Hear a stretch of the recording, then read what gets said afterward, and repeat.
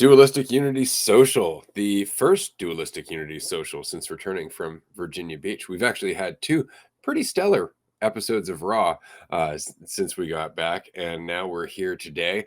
And I'm going to start this off by saying it's really just not fucking worth it. It's really not. And I mean that specifically about, the petty gripes, that thing that's kind of itching at you to want to think about and bitch about and, basically put your whole fucking day based on. It's not worth it. It's not worth it. It's not worth it to get all bent out of fucking shape and hold that shit and make it heavy. It's not worth it for the small amount of fucking righteous juice that you will get out of doing so. It's just not. It's not. It's exhausting. It's exhausting. It goes nowhere. It does nothing. It does nothing except poison the rest of your fucking day. And every interaction you have is tinged with this little bit of fucking bitterness because you got to deal with this fucking shit that shouldn't have to be, wouldn't have to be, couldn't have to be, blah, blah, blah, blah, blah, blah, blah, blah, blah, all the fucking thoughts. It's just exhausting. Just fucking let it go. It's not worth it. Yeah, because tomorrow there's going to be something else. And the next day there's going to be something else and something else and something else. And it doesn't seem like that. It seems like, no, this thing is all encompassing. This thing is everything. Whatever the immediacy of the gripe is, and everyone has their thing and their stuff. And it's fascinating how we can focus on that, thinking that we're doing something like that's sitting here like just going through this whole whirlwind of potential perspectives and things is actually accomplishing something. Like it's doing something. It's like it's spinning your wheels. It's keeping your car in park and slamming on the gas. It's sitting in a rocking chair. It is pacing in circles. It is a dog chasing its own tail every single time. And it's not to say there aren't things, to take in. It's not to say discount everything that you think or everything that you go through, every perspective that comes into your mind, but to think you can do something about it within your head, within your mind, instead of it just being informative. Like it's just informative. It doesn't have to be this suck, this pull, this thing, because it's informative until you start trying to figure it out, right? Or overcome it or accomplish it. It's just what it is. But as soon as you try and figure it out, then it's like, well, it could be this, could be that, could be this. And then you get flooded with just potential perspectives, potential outcomes, potential situations that aren't it. Like they're not it. It's informative until then. And it's just interesting how much of my life I've spent thinking that it's doing something, thinking that it's getting me somewhere, that it's worth doing, anticipating a situation, worrying about a situation, wondering about a situation, where it's going to go, what it's going to mean. And it isn't worth it, because even all those things, like, they're going to play out. And the best you can do is just, be involved where you're at, paying attention to where you're at. Like this right now, like this is the extent of what you got. And each moment you have the opportunity. The beauty is that each moment you have the opportunity to show up as yourself, be yourself, or, try and follow something someone else is telling you to do, or look around the right way to do something. And so every opportunity is an opportunity to build that faith in yourself and just, kind of trust your gut, your instinct. And that is cumulative. And that's something that I feel like I've never done in my entire life. That's how I've been feeling this week, is like, Jesus fucking Christ. Have I ever been myself? Have I ever actually been myself? Have I ever not looked for how to respond? Because when you're being yourself, you're alone. And that's what another side of that is hitting me, that it's like, there's no one to look to when you're being yourself. Like it's just what you are. And there's so much more of an ease to it. But then it's, it doesn't seem as like there's no validation outside of you just doing it. and be in it. You don't get that hit of like someone else telling you this is the right thing to do or the right way to act. It's like you are on your own in that. And there's a beauty in that and a freedom in that. It doesn't have the same sort of weight, but there's a difference, and it's it's an experience I feel like I am not very used to, but getting a little bit more acclimated even just this week. You know, it's funny because I remember one of our very earliest conversations in season 1. We were talking about the difference between not giving a fuck in response to giving a fuck as opposed to genuinely not giving a fuck. And this is very much the same conversation because you can decide, no, I'm gonna stop giving a fuck what anybody thinks of me. But you make it known that you don't give a fuck. Like, I don't give a fuck. I don't give a fuck. I'm not one of those people who gives a fuck. Anybody notice I don't give a fuck? Right? And you really do give a fuck, but now you give a fuck about being known that you don't give a fuck because that's your response. And it goes in this wonderfully beautiful, vicious circle. As opposed to, and this is what I said to you early on, I don't even notice that there are people to give a fuck about. And it's just because I know they're not seeing me. I know they can't possibly see me. I know I'm not seeing them. I know I'm just living relative to an illusion, to assumptions I have about them or to assumptions they have about me. Either way, we're not actually interacting with each other. And so I just don't think about it. I just go on about my life as if I am my life. And I am. But it's because I'm not entertaining that world of living relative to a fictional narrative of the world.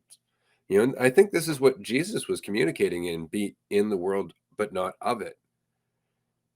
Like, be here, but don't get tied up in all the stupid shit because that's not the world. That's all your assumptions. That's all the narrative. This is why I was saying it's important to remember that the world you're thinking about is not the world that is. Ever. Like ever. And that's and there's a part of me that's like, I want that though. I want it to be at least a little bit. But if I let go of that, if I'm not as like, oh, but I want it to be a little bit of what I'm thinking, at least a bit of my assumption instead of like fucking nothing. Like it's not even there's no guarantee that it's anywhere close to my assumptions about myself. There's no guarantee that anyone has anything remotely close to that assumption. And what's been hitting me this week is like, I've held on to a certain assumption about myself a bit the last couple years for sure.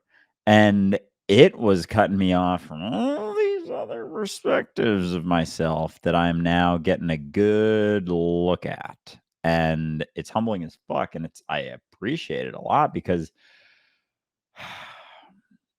if you start, and this I guess can go for anyone, it's kind of like the world that we live in a lot of ways, trying to feel better about ourselves, trying to think of ourselves in a more positive way and trying to just like create a reality in which that's the case and avoid certain things that may question that sort of assumption. And it cuts you off from yourself because if you do have certain assumptions about yourself and like maybe a more negative idea, and then you start trying to build a positive idea on top of it, it's like that negative idea is still there. It's still there. You can't run from yourself. You can't hide. You can't suppress that. And as long as you're focused and trying to cerebrally maintain a certain perspective or thinking about yourself in a certain way, it's gonna cut you off from being able to be yourself and like actually be yourself and not have that nagging sort of judgment and voice. And the more you invest in a positive side, the more it's just distracting from the perceived negative that you don't want to look at, that you think there's something wrong with, instead of realizing there wasn't anything wrong with that. And then it's like, that's more freedom because you can be alone in your reality without judging yourself so goddamn much, because it's fucked, and it's fascinating how you can't really escape judgment, I guess, because I've gotten really good at just judging myself as opposed to allowing anyone else to judge me. And now there isn't so much of a, it's like, I swear to God, I feel like this week is the first time that I've been cool with how I act. Like, I'm actually good with it. I'm like, it's going to be what it's going to be. I'm going to show up as I'm going to show up, and it's going to play out how it's going to play out. And holy fucking shit, dude. Like, I've done a bunch of stuff in the last few years, and I may be being a little dramatic with that, but there's I know. But there's a side that feels like that. There's definitely a side that feels like that. Like, I'm actually, like, I can jump into things, and I still go back and forth for sure, and the fear comes up, but then it's like, all right, I'm there, and I can, like, you can have some fun with things too. Like, you can have fun with life. It doesn't have to be, and it's not to say that shit's not going to come up, scary stuff's not going to come up, fear, facing fears, dealing with stuff, going through brutal things, but, like, it doesn't have to, like, it is rooted in me. It is rooted in you. And, like, you want life to be a little bit less scary, more fun. It's like, be a little bit more fun. And that's something else that I've discounted, is that, like, and I'm probably not alone in this either, that, like, I am reality. Like, I am the root of my reality. I don't have to wait around for someone else to do something about it. And if you can be it, then it's like, it's mobile. Life becomes mobile, and it's wherever you go, you can do that and be that. And if you're not taking yourself so seriously, it makes it a lot easier to do that. If you're taking yourself seriously, it's going to be very, very, very difficult to live like that. Exhausting, even. And it's funny because you were saying earlier, it's like it's not even just about thinking good thoughts as opposed to bad thoughts. The farther down the spectrum you go with that, the more you start to realize that good almost becomes synonymous with certain and familiar, in which case all thought is kind of perceived as a good thing. And so you have to challenge that at some point. But we had a question on Instagram on this side, and I wanted to address it because it's important. Doesn't everybody want to have a certain amount of attention, but on the other side, also non-attention? And so I like this because yes and no, it depends on how you're thinking about it, right? If you're thinking about yourself, absolutely. Because thinking about yourself is always going to create this sense that you're not enough. There's always something to feed. And that thing is always attention. Whether it's your attention or the attention of others, it's always attention because that validates the idea of yourself that must be maintained.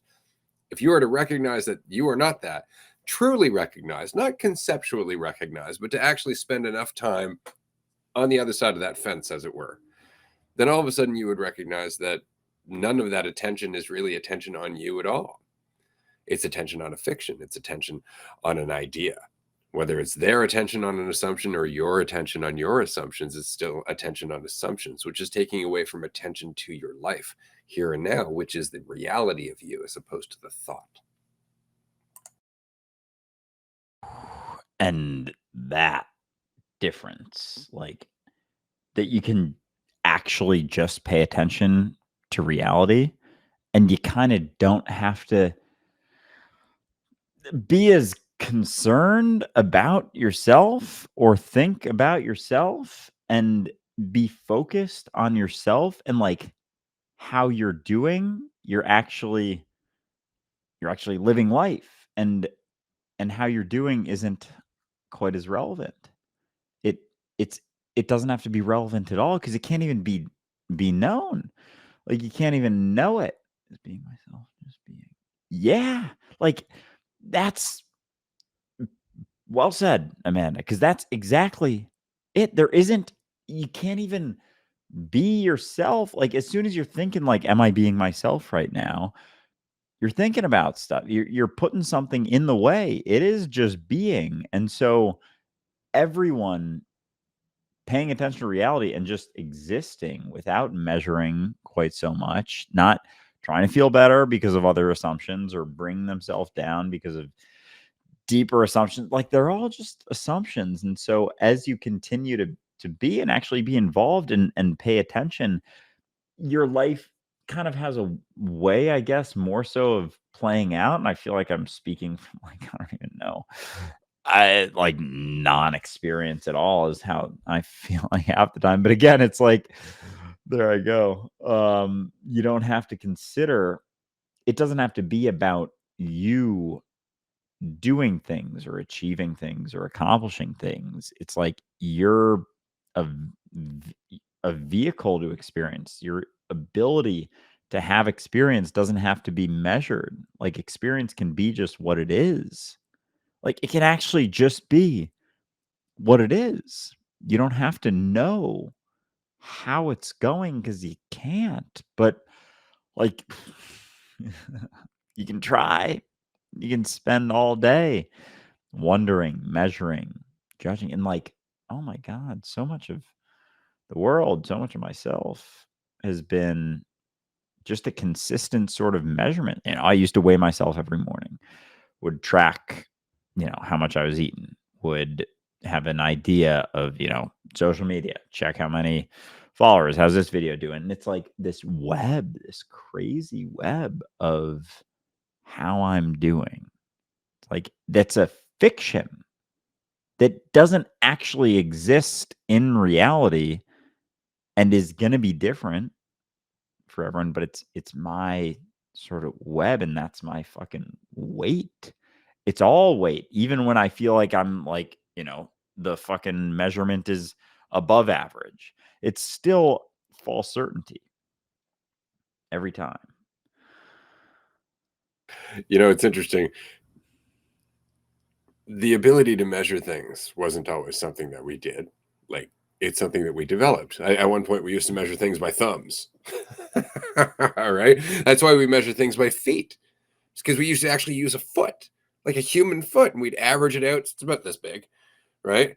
That's how we measured things. It wasn't accurate whatsoever. And then over time, we started developing like accurate ways to measure things. I remember the very first time when I was a kid, we took out this thing. It was a stick with a wheel on it. And it would just, as you walked and the wheel rotated, it would just count out the meters. Click, click, click, click, click, click, click, click, click.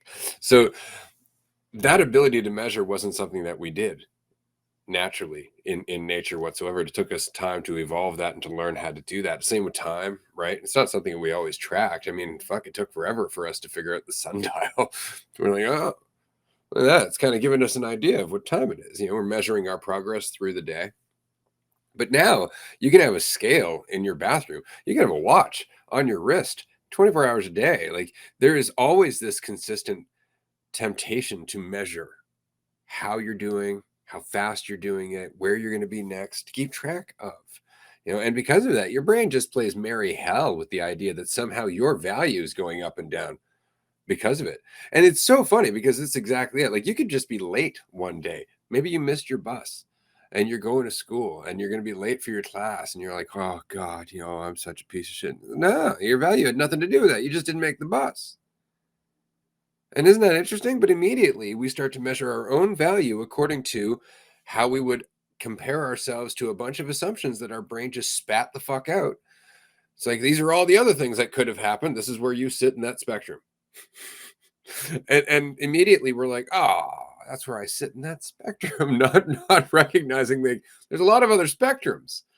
There's a lot of other spectrums. Like, yeah, you might be late for school. On the other hand, you might be doing exceptionally well in terms of your personal development. You might not be a judgmental prick. Perhaps you're the kind of person who leans a bit more towards selflessness rather than selfishness, in which case you're doing quite well. It really comes down to what spectrum are you looking at? And we don't think about that shit at all. We just look at how we feel and we go, oh, that's indicative of how I'm doing. Nope. It's just indicative of how you see how you're doing right now. And that'll change if you just let it go. Well said. Because as soon as you measure it on one end and you're like, you missed the bus, you're like, oh, I'm a piece of shit for missing the bus. Now you got to do something to counteract, you being a piece of shit to feel better, instead of it just being like, oh, I missed the bus. And that's the extent of the situation. And it's like, that's something that happened. It isn't something then because as I feel like I'm a piece of shit for missing it, then there's weight to that. And then it feels like it has to be counteracted and something has to be done about it. And it's it's fascinating, man, like how much we think we can know how things are going and how we're doing, and how just entirely unnecessary it is. And the thought of like of not taking yourself so seriously and being willing to play the fool, like there's such a beauty in that, and like so little weight to that if you just drop your own bar down, because it's just, as you said, it's one, you know, funnel. It's one sort of siloed potential way is how you assume that you're doing. But there's a lot of times that it's humbling to the point that it's this reality you're so afraid of getting judged by. It's like it's better for that, for you to be acting in certain ways, or not feeling as great, and just continuing to go and continuing to do stuff and act from that point of a little more humility.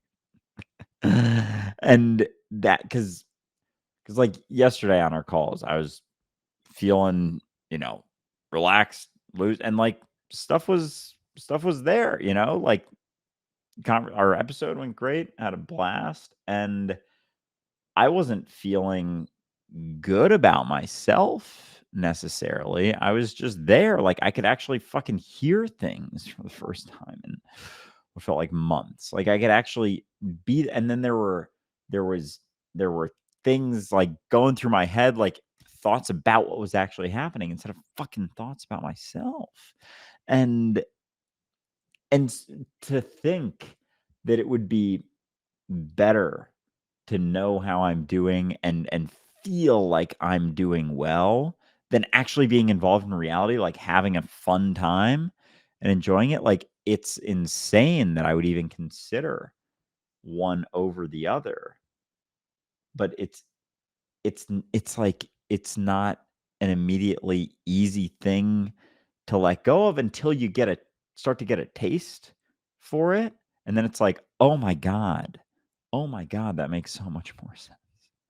So much more sense to just actually be involved in reality and let myself go, like billow in the wind a bit. But because as you do, it's like you don't even know that you can until you do, and you're like, oh shit, I can do that. That is an option.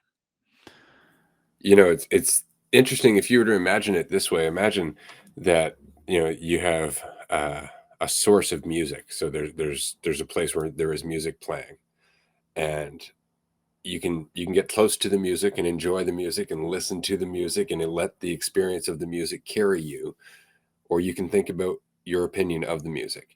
And every time you think about your opinion of the music, it's like you take a step away from the music. And in doing so, you get so lost in your opinion that you just keep walking away until you can't hear the music anymore. And then you're like, oh, wait a minute, I don't like that. I want to hear the music. And you start going back. And then all of a sudden your opinions kick back in and you start walking away. And so each of us are kind of finding our own little, okay, I'm good. I'm good here, where I can hold on to enough opinions and still hear the music, despite the fact that it's getting fainter and fainter and fainter all the time. And it's just because we keep holding on to those opinions. We keep holding on to those things that draw us away from the music. And it's because without those opinions, who would we be?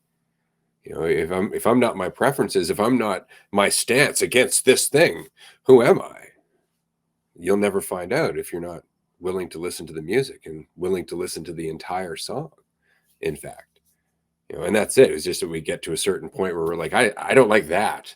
And we walk away from reality, where we would learn why that, right?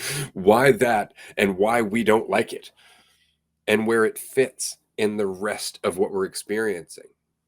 But we keep walking away from the music. Yeah. Yeah. Hmm. It's fascinating. It's fascinating. And it's I don't know, habitual in a lot of ways, but at the same time not like at the same time because you start to get a sense for the fact that you do it also, like, there's a point where you're not even aware of that. It's like you gotta work through stuff to even get to the point where you even realize there is music playing. It's like you can be so far that someone says, there's music playing out there." Like, "What are you talking about? I don't hear shit. I don't hear anything." And fuck you for assuming that I should hear it. You must be crazy. What music? Oh, man, yeah, what's the quote? Those dancing will always look crazy to those who can't hear the music. There it is. Something along those lines, yeah. Yeah, it's funny, because there's no and hearing the music, like, there's not the same sort of hit of I don't even know, like, false certainty? Again, it's like, hit of what?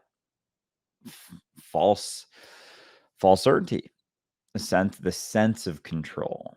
That's all we get. We don't get control. We get a sense of it, a feeling like while a feeling like we can while not being able to, while not actually having it, or of course, and ever.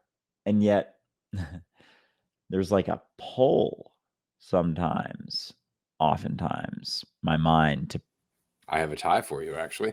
One thing I want to mention quickly before I give you this: we have a roundtable happening in a half hour. Anybody here who would like to be on an episode of Dualistic Unity and actually be part of the conversation? Maybe you have a project, maybe you have a business, maybe you just have shit to say. Definitely consider joining us. I'll throw the link up shortly after this. We have a comment on Instagram on my side, and there's more to it, but I want to focus in on this especially.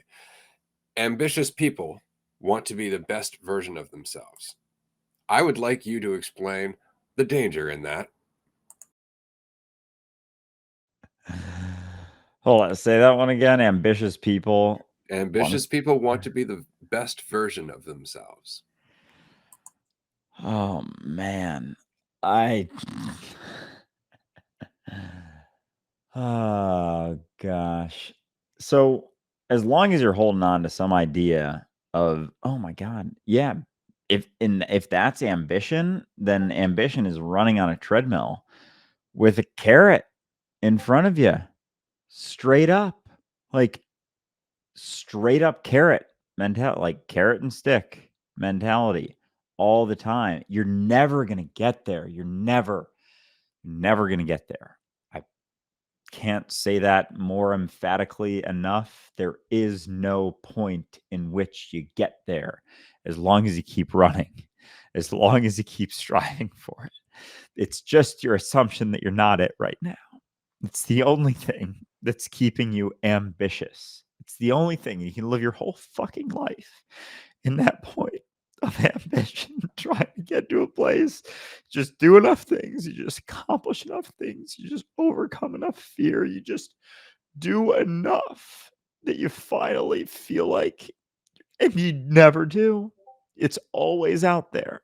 It's always somewhere out there, even when you get to a point where it's like, no, I did all of it. I did everything. You don't. There is no point in which you get to the spot that you're satisfied. There's no satisfaction in that ever. It's just a perpetual fucking loop in which you're constantly looking to tomorrow. And if you don't want to look at the fact that you don't feel like you're quite there, you'll just get excited about something, some fucking distraction from the fact that you're it. You're always it.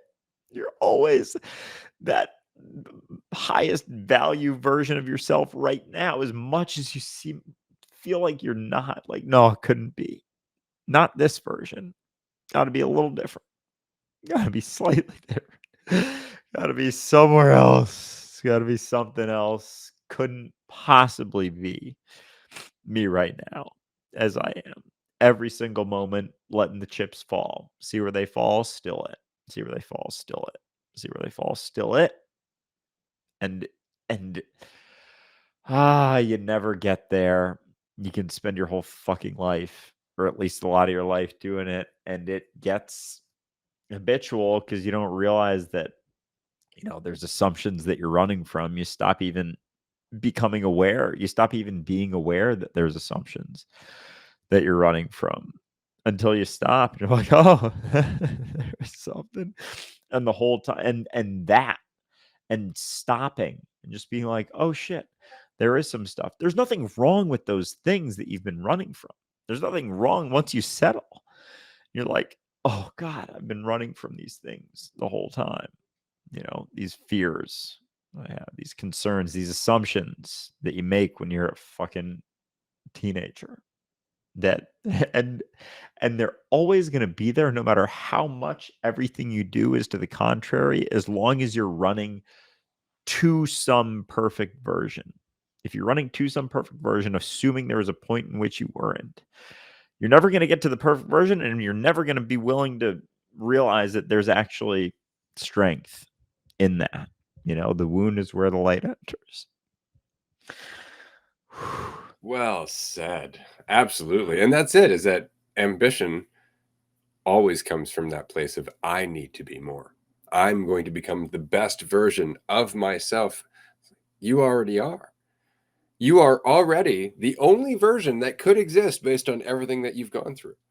So it's not that you'll ever be more, it's that you'll do more. And so that is a very different kind of ambition. That's not even ambition. That's just the recognition of existence. Right. Life is moving forward. It doesn't mean anything about you whatsoever. And that's where ambition turns to courage. Because ambition is very much the carrot and the stick mentality. Whereas courage is the recognition that life is moving forward. That the need for a reward necessitates the fear of punishment. Right? It's like, oh God, I'm going to get my reward. Oh, maybe I won't. Maybe I won't. And that's it. That's the world that you are in. So long as you need that reward. Once you don't, once it doesn't mean anything about you anymore, then it's just about you and life. And that's what people are afraid of. It's like, well, if I'm not chasing the carrot or running from the stick, why would I do anything? It's like, I don't know, because you can, because you exist. What the fuck else are you going to do with your time? Yeah, and that's it. Like, what else are you going to do with your time? And all of a sudden now we have to actually prioritize what we do according to our relationship with existence rather than the carrot and the stick, rather than that chase to become more. We actually have to reconcile like, I've always been really curious about music. Not because I want to be a fucking rock star, but because I've always been curious about music. And you actually settle down and you figure that out for yourself instead of doing it. Everybody's going to love it. Oh, I'm going to play this at Christmas time. What are they going to think? Like, all it's just fucking useless. Like, all of that's useless. Whereas you could be sitting in your apartment alone in the silence, doubting your life, judging yourself, thinking about fictional conversations that'll never fucking take place ever. Or you could be strumming on a fucking stringed instrument, listening to the sound and really just listening to the sound, and enjoying that experience and getting familiar with that environment, because that really is the thing about ambition, right? We want to become better. It's like, no, you're never going to become better. You will get more familiar with what you're doing, but you will remain exactly what you are, you, with the accumulation of everything you've done and seen and experienced behind you. And that's the best you can do right now. So the entire idea of ambition, it just comes back down to that fiction of me. It's like, I need to be more.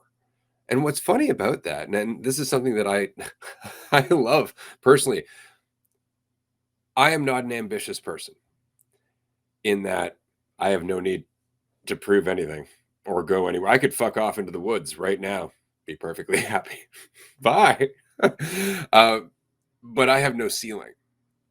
I have no ceiling and I have no quit. See, to me, there's no limitation on what can be done. There's also no need to get anything done. And so life is my fucking playground. Life is my playground, and I can go to bed when I want to. And I get to play as much as I want. So if I want to put energy and attention into something because it's cool and I'm fucking enjoying it, that's what I'm going to do. But that's what happens when you no longer need the carrot and the stick. You're like, I'm going to build a treehouse. Why? Because I can. Well, you're going to hurt yourself. Yeah, probably. But I'm going to learn some shit about it. And that's pretty much it. It just changes your attitude about things rather than you becoming better. You're just enjoying your life more. Oh man, yeah, the ambition is fucking tunnel vision. Like you don't take everything in when you're striving towards ambition. Like chasing the carrot, running from the stick is in a tunnel. And it's so funny because when you're talking about music, I started hearing music and I thought it was in your background. And now I'm realizing it is my neighbor. But it was like right at the time you started talking about music. I was like, interesting. Was Ray playing into like Celeste practicing guitar in the background or violin in the background? And no, it's coming from my apartment. That's kind of trippy right now. But back to ambition and no ceiling, like it's almost it's like the inverse that doesn't have a cap. If you have no ceiling and no quit, it reminds me a little bit of I did a run on some mushrooms last year at some point on a gram, and like I was into it for quite a while, and it was like one of the first times I ever didn't have a pull to keep going and didn't have a reason to stop. It was like neither were there. And so one way or the other, it was kind of like optional, but it wasn't tiring because it was just me continuing. And it was like, it was a gram of mushrooms and I wasn't thinking about myself very much. And that's such an experience that I feel like yeah, like, oh my God, the thought of strumming on a guitar and doing it for no reason about me is like makes a whole fuckload of sense now, but didn't most of my life. It's like, why would I do that if it doesn't make me more? Why would I do that? Like, what's the point? What's the reason? And it's like a fucking shell of life. A shell. Like we're not even experiencing life. I feel like part of me hardly has. And it's like, yeah, you are the whole time, but it's just it's like under a little bit of a fog in a sense. It's just fuzzy is all because you think you can be in control. You think you can know. You think you can be sure. And all that stuff just kind of piles on and makes all the experiences fucking foggy. Like every experience isn't if it's not for the point of the experience itself, then it's diminished immediately. Even if you feel like you're doing a good job, if it's for a reason, it's still not really holy shit. It's still not really like being there for it. And so if you're doing it for something else, even if it goes exactly how you hope that it does, exactly how you want it to, it still isn't like really being there. Like you're still shaded, you're still fuzzy, you're still foggy to it. And when you realize that, it's like, oh man, okay, all right. So if thinking that something's on the line at all times is actually just cutting me off from reality each and every moment, then I can I can also not do that. I can also just be involved moment to moment and I'm actually there. It's like I'm actually experiencing reality instead of this fucking diluted, separated sort of version. And so holy fuck, that's beautiful. Like that's really cool. Like There is no secret ingredient. That was the whole point of Kung Fu Panda, right? He was trying to be more instead of just accepting who he was. It's fucking dope. We have a movie review of that, by the way. If anybody looking for it, Dualistic Unity movie review, Kung Fu Panda. Google that shit. It's awesome. And see it on YouTube if you can, because we got some clips in there. It's really good. This is a good conversation. I'm really looking forward to this. But this is the whole point of just being you, just being here. That's really all it is. We have 4 minutes left. So I just wanted to remind everybody, you can join us on a roundtable. You don't have to be on the screen. If you don't want to join us on the screen, you can join us in the audience. We will be on Twitch and YouTube Live, as well as Twitter/X. Can we just call it X Twitter? That makes more sense to me. That's a great thought. Oh shit! I wonder if there was any consideration of that. But I'm down to call it X Twitter now. That just makes it easier instead of like, it's Twitter. It's like whoever hears it is gonna get it in some way. I got a quick question. I can pass this back to you because it was about the playground statement. How do you be accountable to others if the world is fully your playground? Well, the same way you would on a playground. I mean, if you're not respectful and aware and sensitive on a playground, it's not going to be playing for long. This is when you end up with like schoolyard fights and people picking sides, and all of a sudden somebody's feeling left out. You see, there's a lot of responsibility that goes with the playground. It means that everybody must be accounted for. Everybody is something to be considered. I mean, we're all in this together. There is no individuality in that way. I am the playground, which means that like every garden, it's something that we have to cultivate. Like anything, it's something that we have to pay attention to. So the idea that it's a playground doesn't in any way mean a lack of responsibility, but if anything, it means more responsibility. It means more attention, more empathy, more sensitivity. Otherwise, it's not play for very long.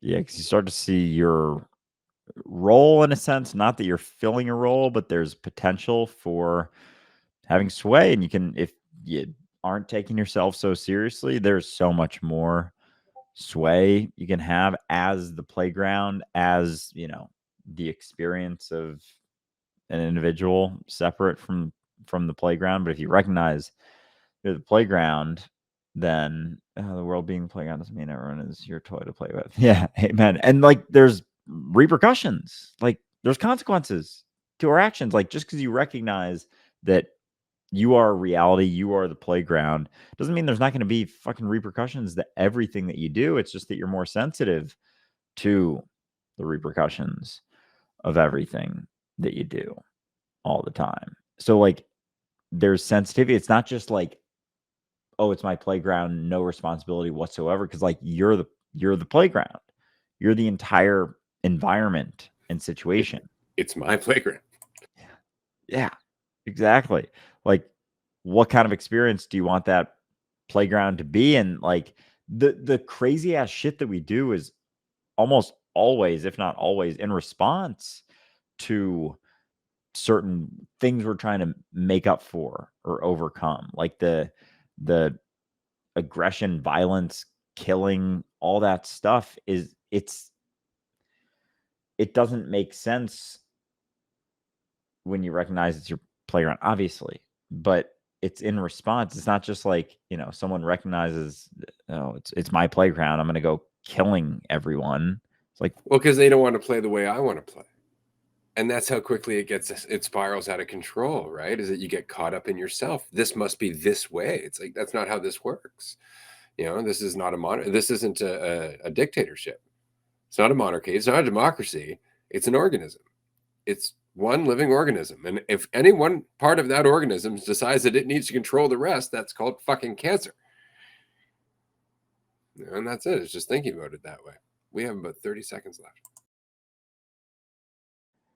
yeah, this has been a lot of fun. These chats this week have been something, to say the least. I'm very excited for this roundtable. And dude, I gotta say, they're always something. Like I know it's so easy to take wherever you are and just go, wow, fuck, I was really like dragging ass before, but you could not have gotten here without that. That's the whole point. Like the higher you get on the mountain, the more you have to recognize that you couldn't have gotten there without all of the other base camps before it. You know, all of the other attempts where you slid back down the fucking mountain, that all led to you being able to work your way up the goddamn mountain. Not that there's a mountain to get up, but you know what I'm saying. We're going to stop that there because that, you know, that can get out of hand. Thanks for joining us, everyone. We will talk to you soon. Bye, everyone.